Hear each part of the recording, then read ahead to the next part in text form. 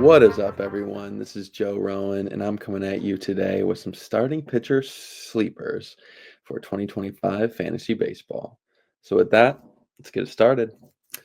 Now, just a little strategy note here to begin with. When it comes to starting pitching in fantasy baseball, I always like to wait just a little bit, wait a few rounds, and then you can focus on it. The first couple rounds should always be for offense and getting your hitters, your consistent quality hitters, and then you can focus on your arms.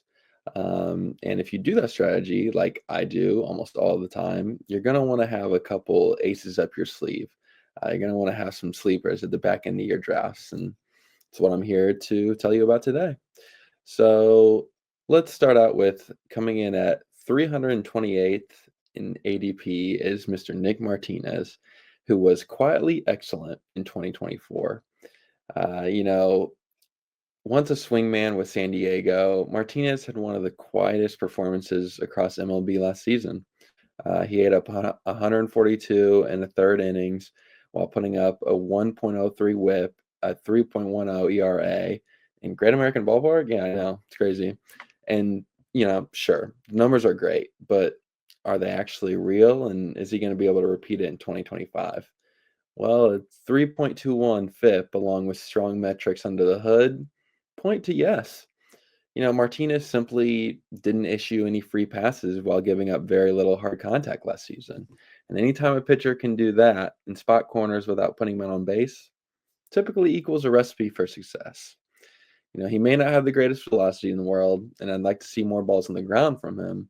Yet, I'm confident in Martinez repeating his success. And more importantly, I'll take that chance on him day in and day out at such a cheap price of 328. Next, let's move on to Pirates prize prospect Bubba Chandler at number 309. Now, this guy is going to be following Paul Skeens, and the Pirates have yet another ace up their sleeve. That's right. He might not be the next Paul Skeens, but anything is possible, right? He does have numbers comparable to Skeens when they were both at Indianapolis, so something to keep an eye on. Chandler struck out 148 batters in 119 and two-thirds innings this past season in the minor leagues, while pitching to a 3.48 ERA and a 1.02 WHIP. If the Pittsburgh front office doesn't call Chandler up at the beginning of the season, they're not going to be able to hold off for long. That's a big reason why his price is so cheap at this point. Because if he was definitely in the opening day starting rotation, he would be probably going 6-7 rounds ahead of where he's going now. A back end made up of Bailey Falter and Johan Oviedo is questionable at best. And I mean, let's be real, we all want to see the three-headed monster of Skeens, Jones, and Chandler. That'd be something to see for sure. And, Bubba's natural ability to just overwhelm guys with the heater is very, very clear. Whether or not the secondaries develop in order to complement said four-seamer, because he's got a really good heater, and that's something I want to keep my eye on. So Chandler is just as good as any pitching prospect out there. And I know Andrew Painter's out there, but Chandler could match him, and he's definitely going to get more innings than Painter this season. The shape of his pitches are so solid, and he has very good extension as well. Prospects as a whole, especially pitchers, require patience once they do get to the MLB level. So once he gets a call, it's not going to be all, sunshine and roses. However, as the season develops, Chandler gains experience, don't be surprised if he's looking like an ace in the second half. Draft and stash this young Buccaneer. Now next is at number 256, Mr. Drew Rasmussen. And, there were some questions as to whether or not Tampa Bay would put Rasmussen back in the bullpen. But he soon put those rumors to rest earlier this offseason, and couldn't be more excited to see him back in the rotation. Out of every big league pitcher, yes, every single one, Rasmussen has been forgotten the most, in my opinion. Going at this late of a price when we know he's going to be in the starting rotation is crazy. After, pitching just a little over 73 combined innings the past two seasons, as a result of an internal brace procedure. He's back, and I'm excited to see what he looks like this season. It doesn't bode well for the quality of or the quantity of innings in 2025. I don't think he's going to get a huge workload, especially knowing the Rays and how they handle pitching in the organization. However, the quality of those outings is going to be excellent.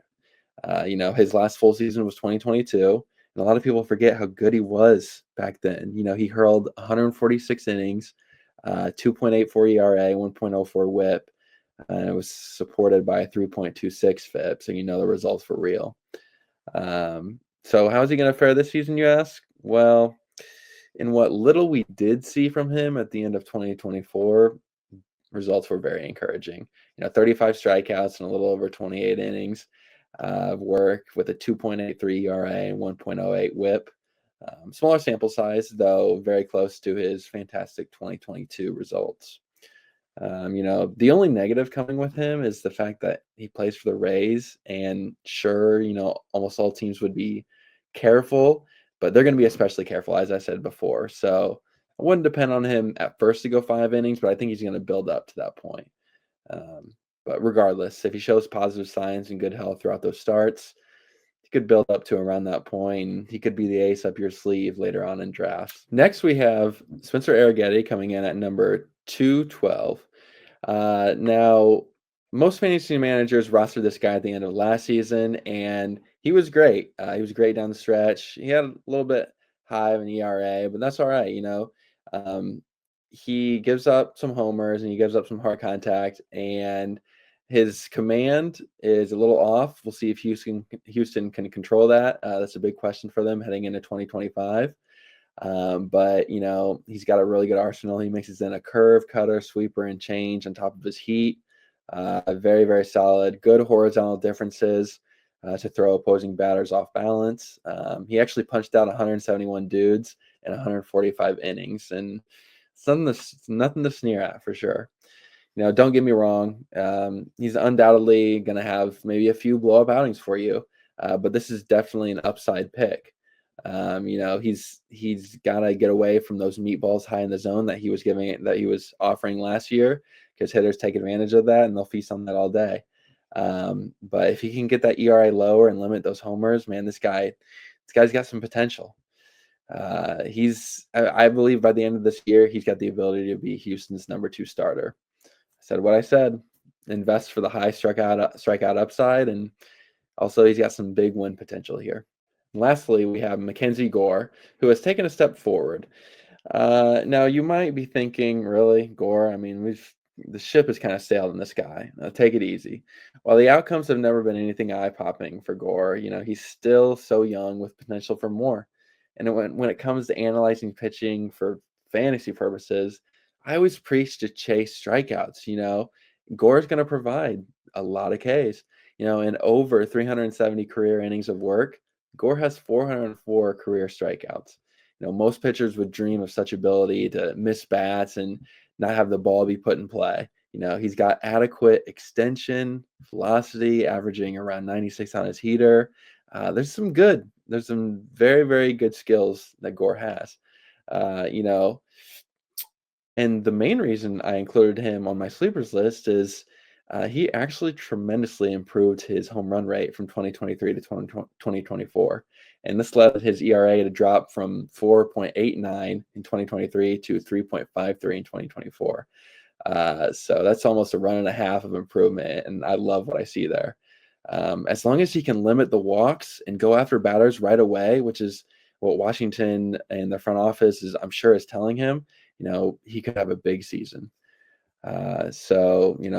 This Nats team, they're a young and hungry squad, good graduating prospects, potentially more victories for Gore in the future.